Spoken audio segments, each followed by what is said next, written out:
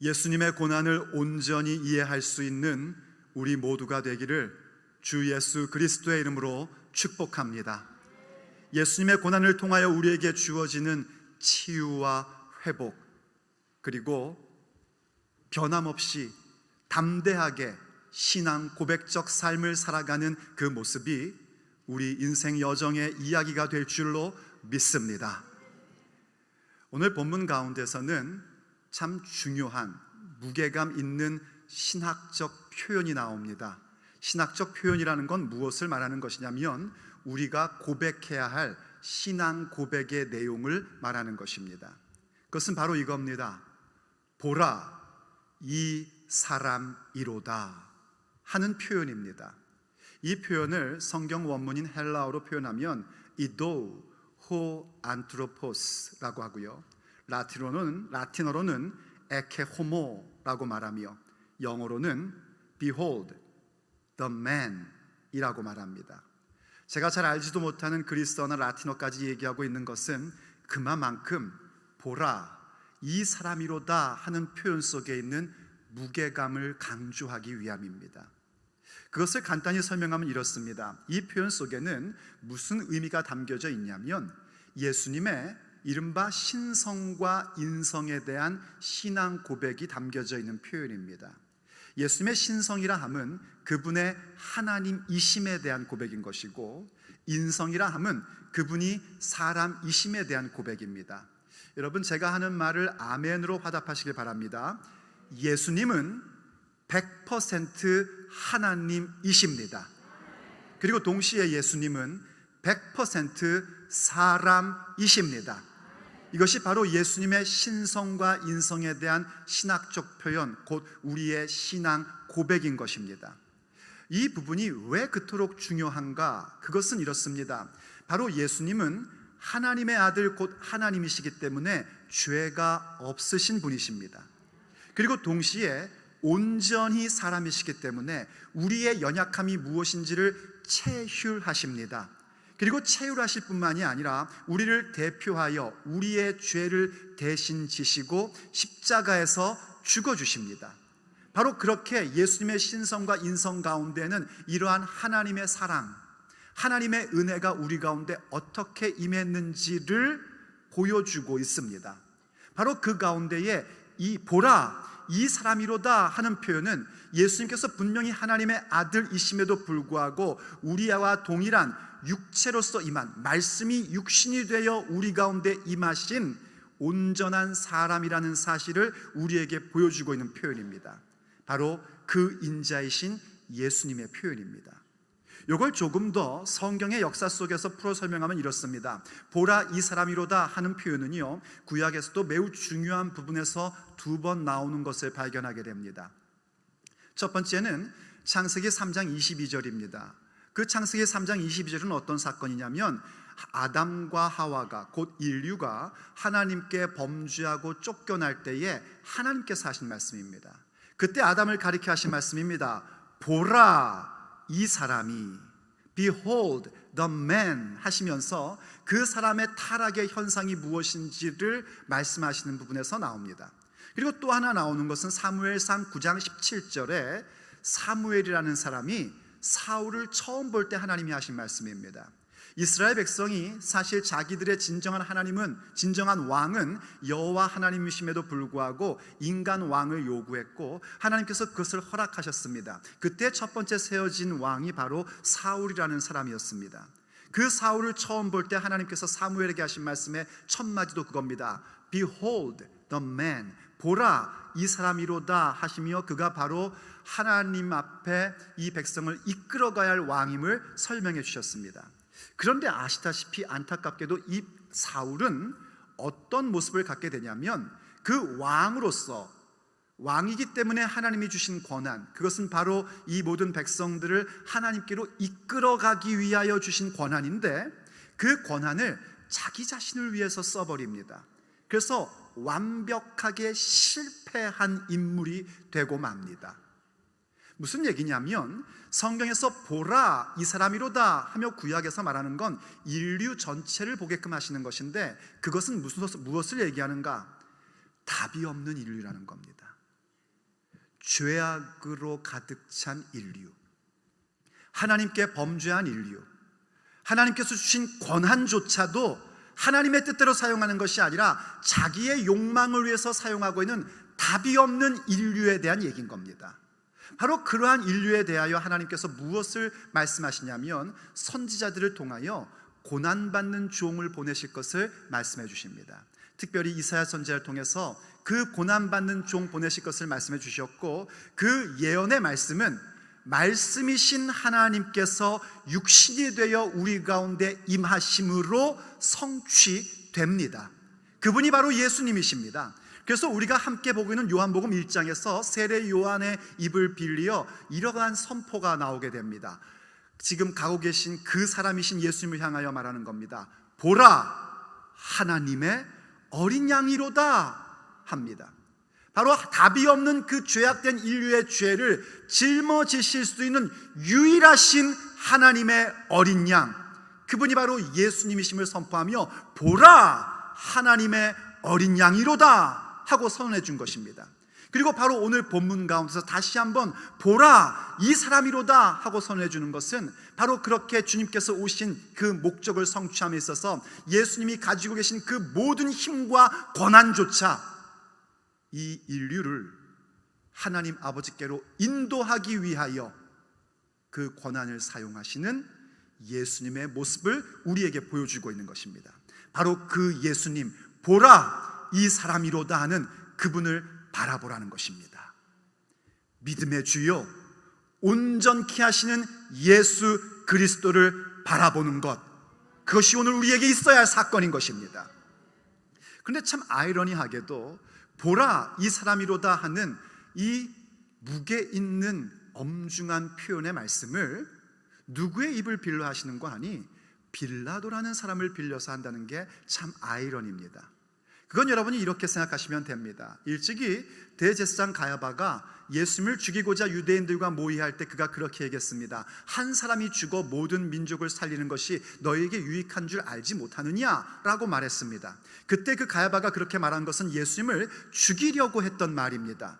그런데 성경, 하나님의 말씀은 그것을 뭐라고 말씀하시는 거 하니 이는 그가 스스로 말함이 아니요 그가 그 해에 대제사장이므로 예수님께서 어떠한 죽음을 맞게 되는 신지를 미리 말했던 것이라고 얘기해 주고 있습니다. 그와 같이 지금 이 본디오 빌라도는 어떤 사람인가? 예수님을 십자가에 내어주는 모든 권한을 갖고 있던 사람입니다. 그가 보라, 이 사람이로다 라고 말했을 때 그의 의도가 어떤지와 상관없이 하나님께서는 그 중요한 표현을 통하여 우리에게 무엇을 말씀하시고자 하는가? 우리가 믿음의 여정을 가며 바라보아야 할 그분 예수 그리스도께서 과연 우리에게 어떠한 분이시고 또 어떻게 그분을 따라가야 하는지를 말씀하고 있는 것입니다. 보라, 이 사람이로다. 믿음의 주요 온전케 하시는 예수 그리스도를 바라본다는 것은 과연 어떠한 것을 의미하는 것이겠습니까? 우리는 어떤 예수 그리스도를 바라보며 또 그분의 자취를 따라가야 하겠습니까? 오늘 본문의 내용을 통하여 우리가 함께 묵상하며 들어야 할 주님의 메시지입니다. 첫째, 보라, 이 사람이로다. 바로 그분은 무너진 인생을 고치시는 분이십니다. 무너진 인생, 병든 몸, 모든 수치와 모욕으로 상처받은 내 삶을 고치시는 분, 그분이 바로 우리 주 예수 그리스도이십니다. 보라, 이 사람이로다. 그분을 바라보는 것입니다. 주님께서 바로 그렇게 몸소 자기를 내어주심으로써 우리의 무너진 삶을 다시 세워주십니다. 오늘 본문 1절부터 보면은요, 이러한 말씀들을 우리에게 주고 있습니다. 이에 빌라도가 예수님을 데려다가 채찍질하더라 합니다. 그 앞에 어떤 일이 벌어졌냐면 이 빌라도가요 예수님께 죄가 없다는 얘기를 하고 누구를 풀어줄까라고 얘기할 때 사람들은 예수님 대신 바라바라는 사람을 요구했습니다. 그것은 그들의 욕망, 자기들의 원하는 바를 들어주는 존재를 원했던 겁니다. 왜 그랬습니까? 그들은 영원의 때를 보지 못했기 때문입니다. 영원의 때를 보지 못하니 육신의 생각과 싸울 의지조차 없고 육신의 생각에 잠식되는 사람들이었으며, 그렇기 때문에 그들에게 주신 새 생명의 은혜, 다시 한 번의 기회조차 저버리는 어리석고 비참한 인생을 살았던 겁니다. 바로 그런 일이 있은 후에 빌라도가 다시 들어가서 예수님을 채찍질했답니다. 예수님을 때렸다는 겁니다. 왜 때렸을까요 도대체? 죄 없다는 거 알면서요. 아마 우리가 계속 18장과 19장을 보면 알지만 빌라도는 예수님을 계속 풀어주려고 시도를 합니다. 그래서 추측컨대 때려서 보내주려는 의도였을 것으로 추정을 합니다. 근데 그 채찍이라는 게 오늘날에 그저 달리는 말 때리는 그런 채찍 정도의 것이 아니었습니다. 로마가 징벌로 주는 채찍은요, 그 채찍의 끝이 여러 갈래로 갈라져 있었다고 합니다. 그리고 그 갈라진 끝에는 동물의 뼈나 철 혹은 못 같은 것들을 박아놓고 그 죄수의 옷을 벗긴 후에 채찍질을 힘차게 치는 것이 아니라 휙 집어 던지듯이 하면 그것이 몸에 감긴답니다. 그런 다음에 잡아 당길 때에 그 몸이 찢어지고 살점이 떨어져 나가는 그런 채찍질입니다. 예수님께서 지금 그 채찍을 맞아 살이 찢겨지고 떨어져 나가고 피 흘리는 상태가 되셨다는 겁니다. 그러자 그 모습을 본 군인들이 이러한 모습을 가지고 예수님께 다가갑니다. 2절을 보십시오. 군인들이 가시나무로 면류관을 엮어 그 머리에 씌우고 자색옷을 입히고 그의 앞에서 가서 이르되 유대인의 왕이여 평안할지어다 하며 손으로 때렸답니다. 머리에 가시관을 씌웠대요. 이때 이 가시도 우리가 흔히 생각하는 장미가시 같은 그런 가시가 아닙니다. 남자 어른 손가락만한 그런 길이의 가시이고 굉장히 날카로운 것입니다. 그걸로 면류관을 만들어 예수님 머리에 푹 씌웠으니 예수님 머리에도 피가 흘렀습니다. 그리고는 어디서 구했는지 자색옷을 가지고 와서 입혔답니다. 이 자색옷이라는 것은요, 그 당시에 굉장히 귀한 거였답니다. 자색으로 만드는 염료를 만들려면 이 조개 속에는 아주 작은 부분으로 뭔가를 만들었대요. 그래서 옷에 이러한 자색의 염색을 하려면 어마어마한 조개들을 모아서 해야 되기 때문에 이건 아무나 입을 수 있는 옷이 아니었답니다. 그래서 흔히 황족들이 입었었다고 얘기를 합니다. 근데 어디서 도대체 이 옷을 구해왔는지 아마도 굉장히 낡은 자색 옷이겠죠. 그것을 가지고 와서 예수님을 유대인의 왕이라고 이렇게 입힌 겁니다. 그리고 한국어 번역에 유대인의 왕이여 평안할지어다 말은요, 정확하게 원문대로 번역하면 이겁니다. 만세 유대인의 왕이여 하는 겁니다. 지금 뭐 하는 건 줄 아십니까? 만세 유대인의 왕이었으면 그 앞에 엎드려 경배해야 되는데 엎드려 경배하는 척 한 다음에 손으로 예수님을 때리는 겁니다. 이건 모독하는 행위입니다. 모욕과 수치를 주는 모습인 것입니다. 그런데 예수님 좀 보십시오. 그 모든 채찍, 그 모든 모독, 수치, 이 모든 것들을 한마디 저항도 없이 고스란히 당하십니다. 힘이 없어 당하셨습니까? 아니요, 절대 그렇지 않습니다. 우리 예수님은 만왕의 왕이시고 만주의 주십니다. 모든 능력을 갖고 계신 하나님이십니다. 그럼에도 불구하고 그 폭력 앞에 한마디 저항도 없이 너희들 어떻게 나한테 이럴 수가 있냐 하는 말씀 한마디 없이 고스란히 당하십니다. 무엇 때문입니까? 우리의 무너진 인생을 다시 세워주시기 위함이었던 것입니다. 그래서 이사야 53장 5절을 보면 우리에게 이렇게 설명해 주는 것을 보게 됩니다. 그가 찔림은 우리의 허물 때문이요 그가 상함은 우리의 죄악 때문이라. 그가 징계를 받음으로 우리는 평화를 누리고 그가 채찍에 맞음으로 우리는 나음을 받았도다. 예수님께서 그렇게 채찍에 맞음으로 우리가 나음을 입었답니다. 예수님께서 그렇게 징계를 받음으로 말미암아 하나님 아버지와 우리 사이에 평화를 누리게 하셨답니다. 그분이 매맞고 그분이 고통받은 것은 그분의 죄 때문이 아니라 바로 우리들을 위함이었다는 겁니다. 이때 채찍에 맞음으로 나음을 입었다는 것은요, 그저 단순히 육체의 질병의 나음만을 얘기하는 것이 아닙니다. 물론 예수님을 믿으면은요, 예수님께서 원하시면 우리의 육체의 질병도 낫게 해주십니다. 여러분 가운데 있는 모든 육체의 질병이 오늘 예수님의 이름으로 나음 입기를 예수님의 이름으로 축복합니다. 어떤 질병이든지, 그게 육체적 질병이든지 정신적 질병이든지 예수님의 이름으로 나음 입을 줄로 믿습니다. 그런데 그게 전부가 아니란 말입니다. 그렇게 우리의 육체의 질병을 낫게 해주시는 데에는 목적이 있습니다. 예수님을 믿게 하고 예수님 앞에 감사할 줄 알고 예수님 앞에 예배할 줄 아는 자들로 세워주시고자 그 모든 육체의 질병에 나음을 주시는 겁니다. 여러분 아십니까? 예수님께서요, 사역하시는 동안에 수많은 병자들을 고쳐주셨습니다. 그런데 그 가운데 지극히 작은 숫자들만이 예수님의 제자로 예수님을 따랐었습니다. 언젠가 한 번은요, 나병 환자 10명이 와가지고 예수님께 자기들을 불쌍히 여겨달라고 말했습니다. 그러자 예수님께서 답해 주셨습니다. 너희 몸을 제사장에 가서 보여라. 이 얘기는 뭐냐면 너희들 나음 입는다, 이 얘기예요. 근데 성경이 말하기를 그들이 가다가 나음을 입었답니다. 이게 이른바 시간차 응답이라는 겁니다. 하나님 앞에 기도할 때 즉각적인 응답도 있지만은요, 대부분의 응답은 시간차 응답입니다. 가다가 나음을 입은 거예요. 그러자 그 가운데 단 한 명만이 예수님께 돌아와 감사를 표현하고 예수님 앞에 엎드려 경배를 올려드립니다. 예수님께서 말씀하시죠. 다 나음을 입었는데 다 어디 가고 이 이방인 하나만이 돌아와 이렇게 하느냐. 그리고 말씀하십니다. 내가 구원을 받았도다. 우리의 육체의 질병이 낫는 목적은요, 그저 우리가 건강하게 사는 그 차원의 것이 아닙니다. 왜냐하면 우리의 육체는 아시다시피 병 나서도 또 병 걸립니다. 우리의 육체라는 건 나이가 먹으면 먹을수록 점점 약해질 수밖에 없는 것입니다.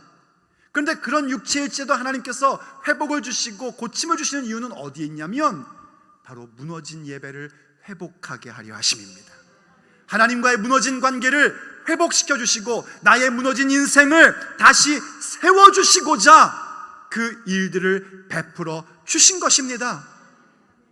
여러분 가운데 무너진 부분이 어디에 있습니까? 여러분 가운데 병든 것은 무엇입니까? 여러분이 그렇게 믿음의 삶을 살다가 혹시 다른 사람에게 수치를 당하고 모욕을 당해서 마음에 상처받은 부분이 있습니까? 그렇다면 오늘 주께서 우리에게 말씀하시는 것을 들으십시오. 보라, 이 사람이로다. Behold the man. 예수님을 바라보십시오. 그분이 채찍에 맞아 피 흘리시고 그 수치와 모욕을 당하신 것은 우리의 인생을 다시 세워주시고자 하심입니다. 우리의 무너진 것을 세우시고 병든 것을 고치시며 우리의 상처를 치유하시고 회복시키시고 다시 세워주시고자 그 길을 가신 것입니다. 그러니 그분을 바라보십시오. 그럴 때 우리는요, 더 깊은 자리로 가게 됩니다. 무너진 나의 인생, 병든 나의 육체, 그 모든 모욕과 수치로 상처받은 나의 마음이 예수님의 이름으로 회복되고 다시 세워질 때 주님은 우리를 더욱 깊은 곳으로 끌고 가십니다. 그것은 바로 우리의 죄 문제의 해결입니다. 그러므로 보라, 이 사람이로다 할 때에 두 번째, 그분은 죄 없이 죄악을 담당하신 분이십니다. 예수님은 아무 죄 없이 저와 여러분의 죄악을 담당하셨습니다. 그분을 바라보셔야 합니다. 다시 본문으로 돌아가 보겠습니다. 4절입니다.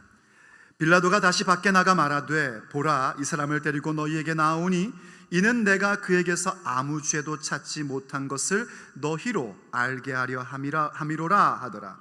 이에 예수님께서 가시관을 쓰고 자색 옷을 입고 나오시니 빌라도가 그들에게 말하되 보라, 이 사람이로다 하매. 빌라도는 예수님께 죄가 없다는 것을 알고 있었습니다. 이 빌라도가 예수님께 죄가 없다는 것은 어떤 부분을 얘기하는 거냐면 지금 유대인들이 고소하고 있는 정치적 죄가 없다는 것 알고 있었다는 얘기입니다. 그러나 예수님은 그런 죄만 없으신 것이 아니라 그분은 그야말로 죄 없으신 유일하신 하나님의 어린 양이십니다.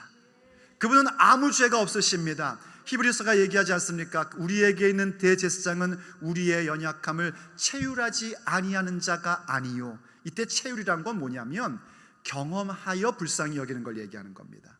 내가 그거 경험해 봤기 때문에 불쌍히 여기는 것. 그래서 어떡하고요? 우리의 연약함을 우리가 당하는 모든 시험을 겪은 이로되, 우리가 인생을 살면서 맞는 모든 시험을 예수님도 겪으셨단 말입니다.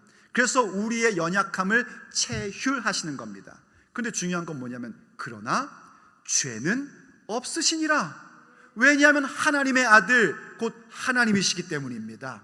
그래서 그분이 유일하신 하나님의 어린 양이 되어주신 겁니다. 그분이 지금 이렇게 매맞고 십자가에서 죽음을 당하는 게 자기 죄 때문이라면 그건 우리와 아무 상관이 없는 겁니다. 그런데 죄 없으신 분이 그렇게 지금 매를 맞고 피 흘리신 것입니다. 무엇을 위해서요? 우리가 아까 봤던 이사야 53장 5절 그 다음 6절 보면 이렇게 표현합니다. 우리는 다 양 같아서 그릇 행하여 각기 제 길로 갔거늘 여호와께서는 우리 모든 죄를 그분에게 담당시키셨도다. 바로 그겁니다. 사실 인생의 모든 문제의 근본을 들어가면 죄의 문제가 있습니다. 이때 죄라는 것은 도덕적, 윤리적, 법률적 죄를 얘기하는 게 아닙니다. 도덕, 윤리, 법률적 죄는요, 죄에 대한 증상들입니다. 그래서 교회에서는 그거를 죄라고 표현 안 하고 범죄라고 표현을 합니다. 교회에서 얘기하는 죄라는 것은 그러한 것들보다 더욱더 본질적인, 근본적인 부분을 얘기하는 겁니다.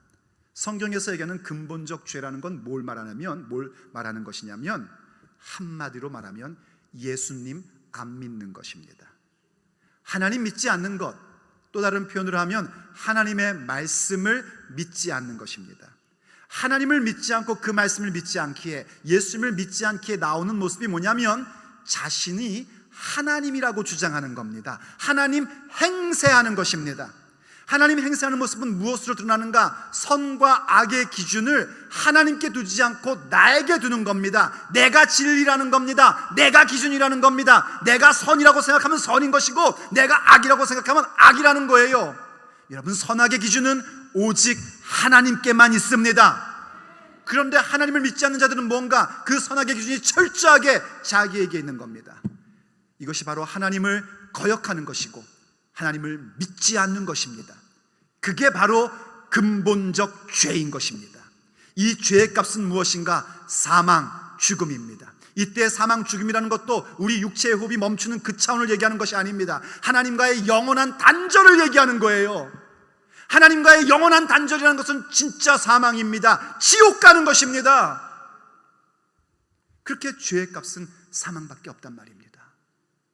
그래도 자꾸 우리의 마음에 이런 것 들죠. 그래도 내가 착한 일 좀 했는데요, 내가 성실하게 살았는데요, 그것 좀 어떻게 좀 안 됩니까? 안 됩니다.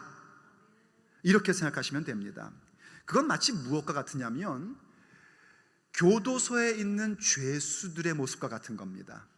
이 죄수들도요, 모범수도 있고요, 그 교도소에서 못된 짓 하는 사람도 있습니다. 그래서 못된 짓 해갖고 독방 갇힌 사람도 있고요, 모범수로 존경받는 사람도 있습니다.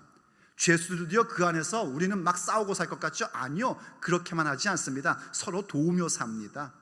착한 일 많이 합니다. 그러면서 자기들끼리 그럽니다. 저 사람은 참 괜찮은 사람이야. 근데 밖에 있는 우리가 보면은요, 다 죄수들입니다.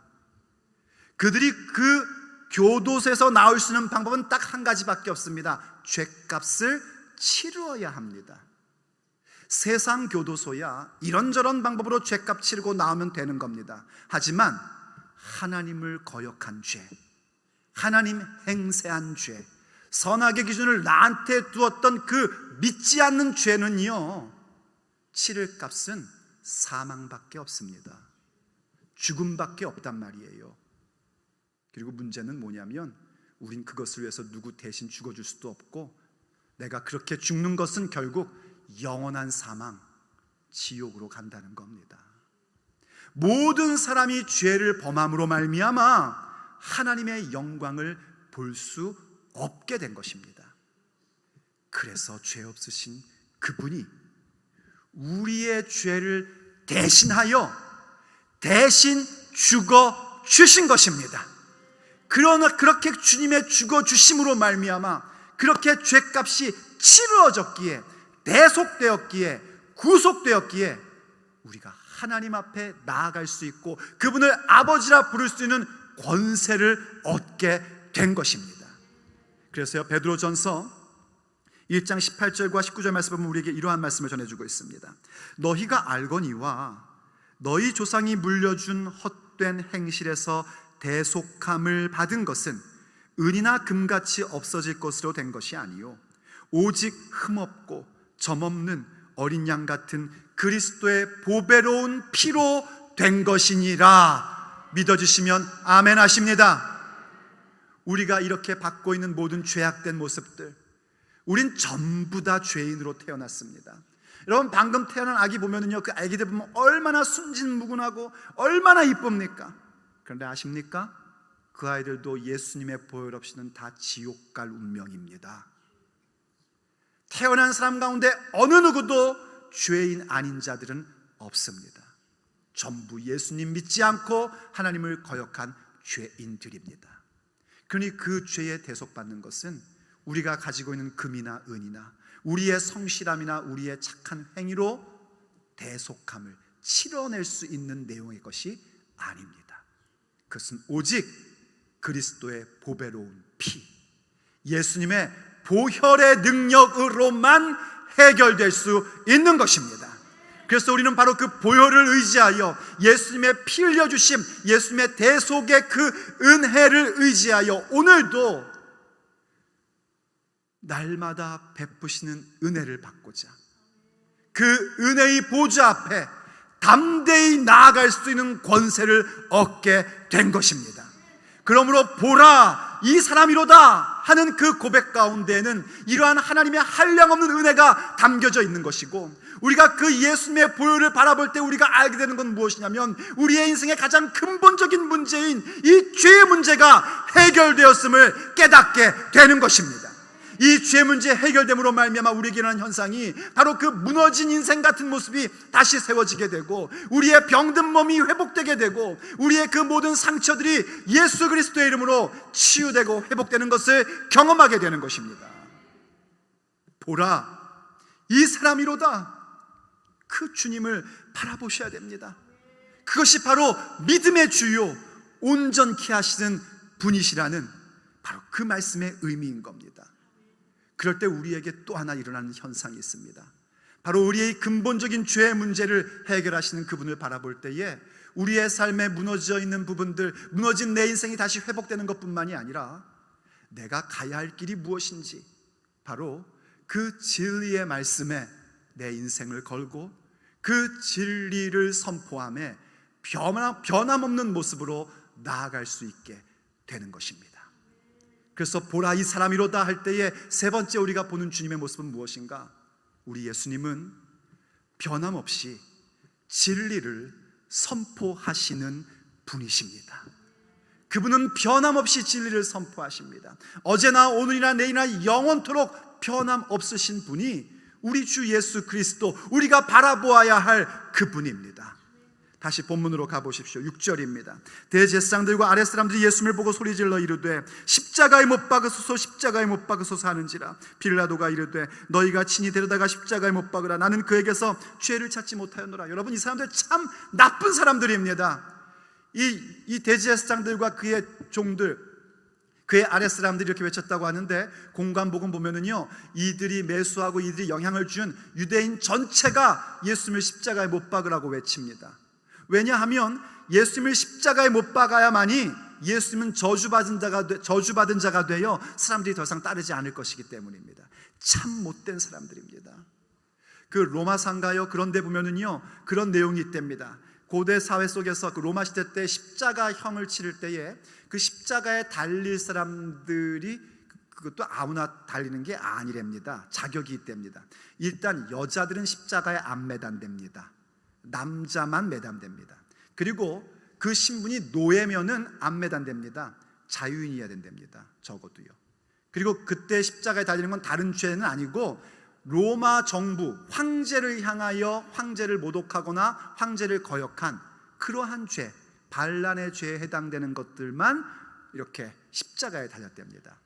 그리고 그 십자가에 달아놓을 때에 어떠한 것들을 하냐면 옷을 다 벗겨서 달아놓는답니다. 그러니까 우리가 영화나 성화를 보면 이렇게 최소한의 가릴 것을 가리고 그렇게 되어 있지만 실제로는 어떤가? 다 벗겨놓고 매다는 겁니다. 바로 십자가는 그 자체가 수치심을 주는 겁니다.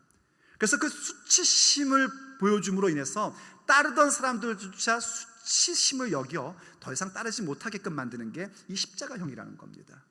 이 못된 사람들이 예수님을 그렇게 죽이고 싶었던 겁니다.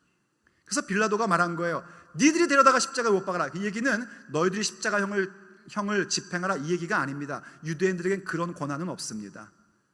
그러니까 빌라도 얘기는 나는 예수님 죽일 이유를 못 찾겠다 이 얘기인 거예요. 그러자 유대인들이 이렇게 얘기합니다. 7절을 보십시오. 유대인들이 대답하되 우리에게 법이 있으니 그 법대로 하면 그가 당연히 죽을 것은 그가 자기를 하나님의 아들이라 함이니이다 하고 얘기합니다. 드디어 자신들의 속내를 드러냅니다. 18장에서는요 마치 예수님을 로마 정부를 향한 범죄자처럼 은근히 얘기해서 이 빌라도로 하여금 예수님을 십자가에 걸도록, 십자가의 사형 성도를 하도록 그렇게 얘기를 했었습니다. 그런데 이게 빌라도가 영 말을 안 듣거든요. 그러니까 비로소 드디어 급해지니까 자기의 속마음들이 펑 나온 겁니다. 예수님이 하나님의 아들이라고 주장했기 때문에 자신들의 법대로 하면 죽여야 된다는 겁니다. 그러니 십자가에 매달라고 얘기하는 거예요. 참 못된 사람들이죠. 그런데 이제 중요한 건 뭐냐면 예수님은 정말 당신 자신을 하나님의 아들이라고 늘 선언하셨습니다. 예수님은 당신 자신을 인자라고 표현하시기도 했습니다. 그때 인자라는 건 그 사람의 아들을 얘기하는 거예요. 예수님의 사람, 온전히 사람이심을 표현하는 것과 동시에 다니엘서에서 나오는 성부 하나님의 모든 보좌와 권위를 이양받는 그 인자 같은 이가 표현되고 있는데 바로 그 인자가 예수님임을 얘기하는, 강조하기 위한 바로 그 표현으로 인자다라고 얘기하셨어요. 그러면서도 동시에 예수님은요 당신의 정체성 곧 하나님의 아들이심을 항상 가르쳐 주셨습니다. 요한복음에서도 10장에 보면은요 아버지와 나는 하나이니라 말씀하심으로써 당신이 하나님의 아들임을 밝히셨습니다. 그 뒤에 유대인들이 그 얘기를 듣자 그러죠. 신성모독이다, 네가 사람으로서 어찌 하나님의 아들이라고 하느냐 하는 말을 볼 때 예수님께서 아버지와 나는 하나이다 할 때 그 얘기는 예수님께서 당신 자신을 하나님의 아들이라고 표현한 겁니다. 이해되십니까? 바로 그렇게 예수님은 당신 자신을 하나님의 아들이라고 표현하셨고요, 심지어는 가야바의 법정에서도 나는 하나님의 아들이라고 표현을 합니다. 가야바가 예수님을 아무리 신문해도 답이 나오지 않으니까 그렇게 물었던 겁니다. 너가 정말 그리스도 하나님의 아들이냐? 라고 말하자 예수님이 답변하십니다. 네가 말하였다. 그렇다, 나 하나님의 아들이다 라고 말씀하신 거예요. 무슨 얘기냐면 예수님께서 한참 사역하시며 사람들이 예수님의 표적을 보고 예수님을 좋아하고 따르고 그러할 때에도 예수님은 하나님의 아들이심에 대한 그 진리를 선포하셨고 가야바의 법정 전부 다 도망가고 예수님은 홀로 잡히셔서 모욕당하고 수치당하고 그리고 이제 죽음의 위협까지 있는 상황에서도 당신이 하나님의 아들이심을 분명히 밝히셨단 말입니다. 왜냐하면 그것은 진리이기 때문입니다. 바로 예수님은 변함없이 담대하게 진리만을 선언하셨습니다. 그것은 바로 우리가 따라야 할 주님의 모습입니다. 보라, 이 사람이로다.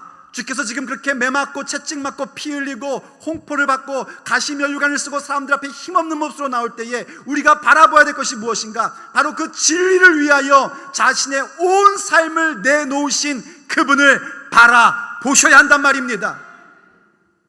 예수님을 믿는 자들은요 다 그 모습을 보고 살았습니다. 왜냐하면 영원의 때를 보는 눈이 열렸기 때문입니다.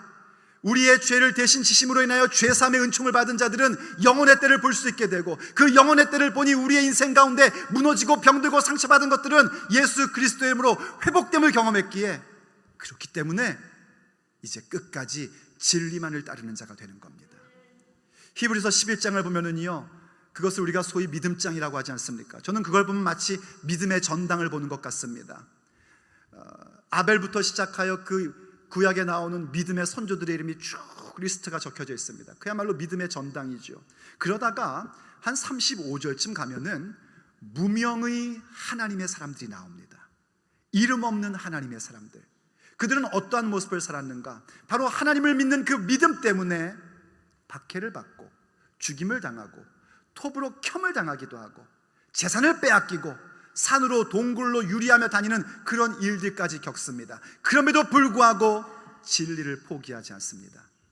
그러한 사람들은 세상이 감당치 못합니다. 그게 그리스도인의 모습인 것입니다. 그런 모습을 살았던 사도 바울도 마찬가지입니다. 사도 바울도 복음을 증거하다가요 감옥에 갇히게 되었었습니다. 근데 그 감옥 속에서도 그를 묶어놓을 수가 없었던 것은 바로 그 복음에 대한 열정, 그 말씀에 대한 열정이었습니다. 그래서 그는 감옥에서 각 교회를 향하여 성령의 감동 가운데 하나님의 메시지를 편지로 적어 보냅니다. 그 대표적인 것이 바로 우리가 가지고 있는 에베소서, 빌립보서, 골로새서입니다. 옥중에서 하나님의 진리를 선포합니다.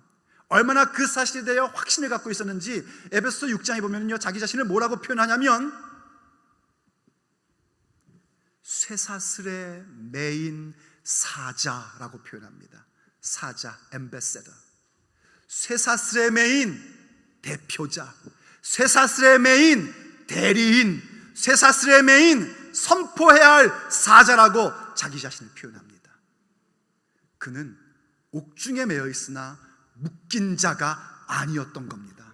그 모습이 얼마나 강력했는지요, 그 모습을 본 형제들이 옥중에 갇힌 바울을 보고 용기를 얻어서 자신들도 담대하게 진리를 선포합니다. 바로 빌립보 교회 사람들이었습니다. 그래서 빌립보 교회 편지를 쓸 때 그는 이런 표현을 합니다. 빌립보서 1장 13절과 14절 말씀입니다.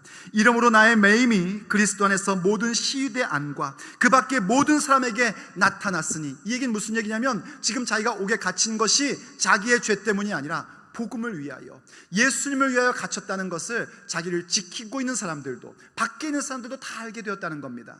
그래서 그 다음에 어떤 일들이 벌어졌는가? 14절. 형제 중 다수가 나의 매임으로 말미암아 주 안에서 신뢰함으로 겁없이 하나님의 말씀을 더욱 담대히 전하게 되었느니라. 아멘. 이거 참 놀라운 역사입니다. 복음 전하다가 갇혀있는 모습을 봤는데 그 모습을 보고 어이쿠나 하고 위축되는 것이 아니라 도리어 그 모습 때문에 더욱더 담대하게 되어서 겁없이 하나님을 신뢰함으로 그 진리의 말씀을 선포했다는 것입니다. 다른 표현으로 하면 신앙 고백적 삶을 그들이 살아갔다는 것입니다. 어떻게 가능합니까? 그 주님을 보았기 때문입니다. 십자가에서 피 흘리고 아무 힘없이 당하는 것 같으나 그것이 당한 것이 아니라 높이 들리신 사건이었고, 그 십자가의 예수 그리스도로 말미암아 나의 그 근본적인 문제, 죄의 문제가 해결되고 무너졌던 나의 인생이 세워지게 되고 상처 입은 나의 모든 것들이 회복되게 되고 내 병든 몸조차 회복되는 역사를 보았기 때문에 이제 나의 삶에 복음으로 말미암아 겪는 매임은 더 이상 매임이 아니고 오히려 내가 그리스도의 사랑 가운데 매어져 있고 하나님의 은혜 가운데 매어져 있기에 끝까지 변함없이 담대히 복음을 선포하는 것입니다. 보라, 이 사람이로다. 그 메시지 안에 우리가 따라야 할 주님의 모습, 변함없이 복음을 선포하는, 진리를 선포하는 주님의 모습이 담겨져 있는 것입니다. 사랑하는 성도 여러분, 무엇이 여러분의 삶을 묶어놓고 있습니까? 무엇이 여러분의 삶을 무너지게 하고 상처 입게 하고 병들게 하고 있습니까? 보라, 이 사람이로다. 오늘 예수님 보시기를 간절히 원합니다. 믿음의 주님을 바라보십시오. 우리를 온전케 하시는 예수님을 바라보십시오. 그분께서 우리의 무너진 삶을 회복시키시고 우리의 모든 근본적 죄의 문제를 해결해 주십니다. 그리고 우리의 인생으로 하여금 더욱더 담대하게 거침없이 신앙 고백의 삶을 살게끔 해 주십니다.